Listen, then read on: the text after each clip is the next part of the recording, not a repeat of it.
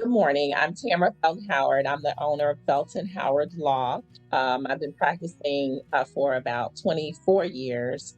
This is my Oh 20. my God, has it been that long, Tammy? Ooh, it's been a long time here in Pinellas County. 24 years. Yeah. That's amazing. And not to cut you off at all, but I just want people to know that what I'm trying to do for this Black History Month is I'm really trying to highlight other minority based businesses. And I reached out to you. You were literally the first person I reached out to. And the reason I did that is because I just admire what you do in our community so much.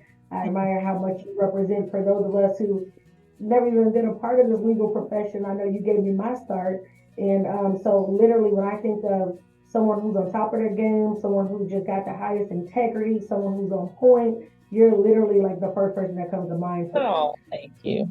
So I just Thank you. want to talk to you a little bit about your journey, kind of what made you get to this point, and how you've been so successful able to sustain 24 years. That's a long time, especially in Tampa Bay. Yeah, yeah. Well, I've been blessed to be an attorney in the Tampa Bay area for the past 24 years. It's really been amazing being able to work in the community that I grew up in and to be able to help people in the way that I feel that I have. It really has been a passion of mine. I mean, I was passionate about being a lawyer. Haven't had any regrets about the career that I've chosen, and it's just been an honor to be able to do what that I love in the community that I love. I love that. And so, how many people would you say, or I guess it's a random question, right? Do you know about how many like lives you maybe impacted or cases you even had throughout all that time? Like, is there I, somebody counting somewhere? it's been, oh my gosh, I wish I had. It's been, I don't know, hundreds, probably maybe even thousands of people that I've been able to impact because, of the length of time and the type of area of practice. I've done criminal defense. I've practiced, probate law is what I currently practice, family.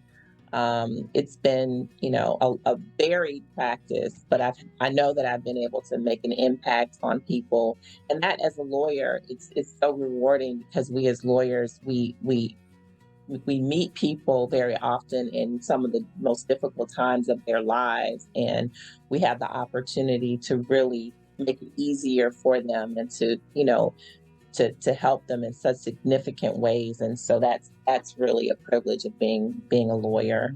You mentioned the MBA now, and I might be tooting your horn too much, but you tell me if I'm right or wrong.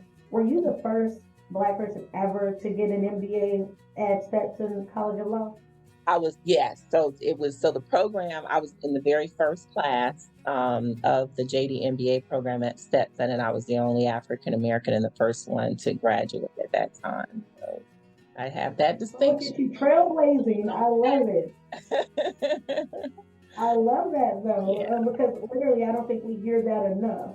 Like when I was in law school, there were a lot of people that were able to do it, and probably because people like in your first cohort or whatever paved the way, but especially you because again, I'm just a strong believer that representation matters. Yeah, yeah, absolutely. I mean, I distinctly remember Professor King saying to me, "You're making history, right?" And I didn't even it didn't even dawn on me.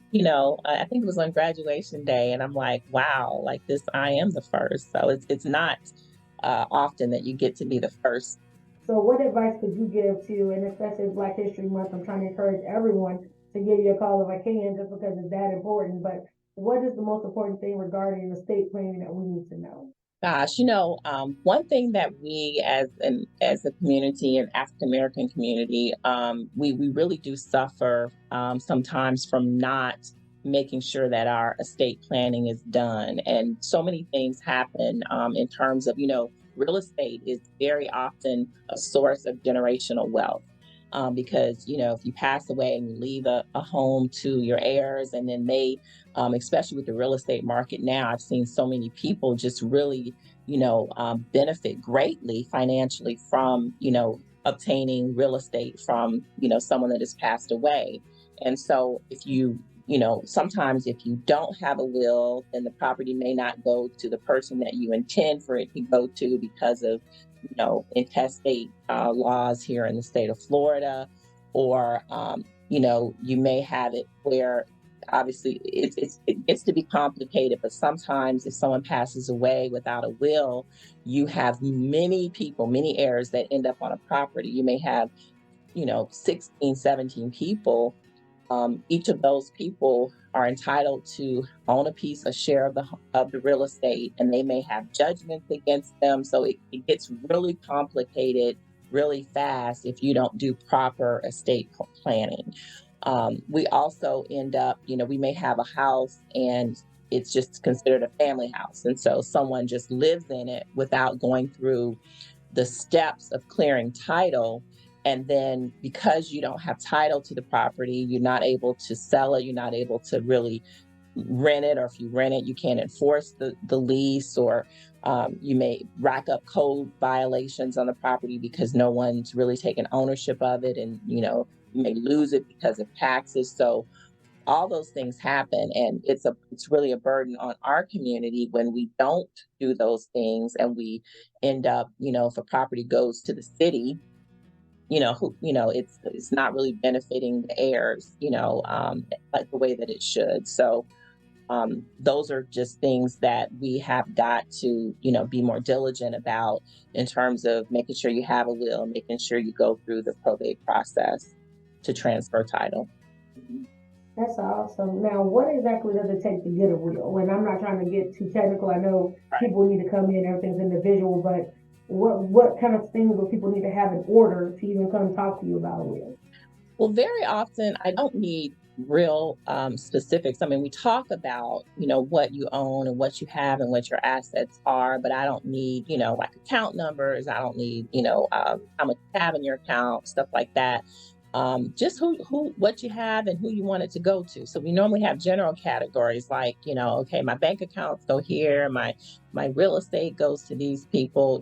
Sometimes you may have specific things like jewelry or photographs, or something that means a lot to you that you want to be devised to particular people. But all you need is just, generally who you want it to go to, who you want to serve as your personal representative.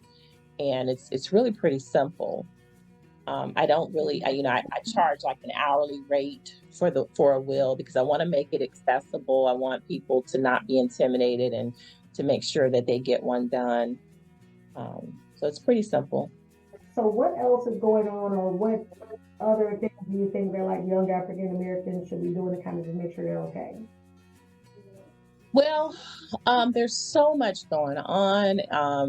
Well, definitely in the probate area. You mean in the legal realm, or just in general? I do a lot with the equity space. Like I'm interim CEO of the Equity Institute, which is a organization in St. Petersburg that is focused on economic equity and building the wealth balance sheets of folks that look like me in our community, because so often we deal in programs and services, but we really want to take people to that next level and do what we can to make sure that people understand the path to home ownership, to building wealth, to building equity.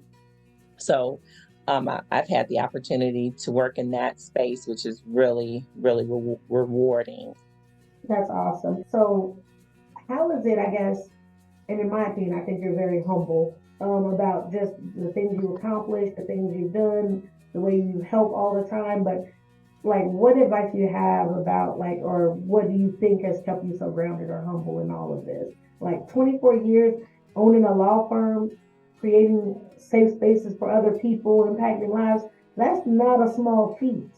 Mm-hmm. It's not, I guess, when you think about it. But I think what keeps me grounded is definitely my faith. So that's always gonna keep me grounded. But also just having a servant's heart. I think just I never wanted to. I always wanted to make money.